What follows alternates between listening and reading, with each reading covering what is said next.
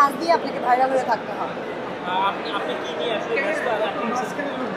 আচ্ছা আচ্ছা, আমি মূলত আপনারা দেখেছেন যে আমি হোস্টিং করছি, গ্রুমিং ক্লাস মানে করাচ্ছি, মিস অ্যান্ড মিস ক্লাস যেটা যাচ্ছে ওইটা, এই যে আপনারা ফাইনালটা দেখতে পাবেন, ওখানে আমি গ্রুমিং করাচ্ছি। দেন আমি প্রমোটিং করছি, দেন আমি মডেলিং শো করছি এবং ড্রেসের শ্যুট করছি এবং ব্রাইডাল শ্যুটও করছি। সো আপনারা দেখছেন আপনার হাত পা এত সুন্দর, কি সাবান মানে?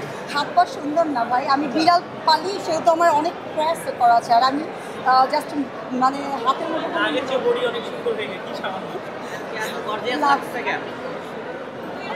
একটা প্রশ্ন, হ্যাঁ, একজন একটু দূরে যাও, একটু দূরে যাও, আমি তো ভিতরে ঢুকে যাবো, একটু দূরে যাও, একটু দূরে এসো। দূরে গেলে বেশি দেখা যায়। একটা প্রশ্ন, যে একজন বলেছে যে তারা জিম করে তারা খোলামেলা ড্রেস পরে তাদের পিকারটা দেখানো, তাদের পিকার দেখানো। আমি একটা কথা বলি, আমরা যখন এক্সারসাইজ করতে যাই সেক্ষেত্রে আমাদের ভারী ড্রেস পরে কিন্তু আমরা এক্সারসাইজ করতে পারি না।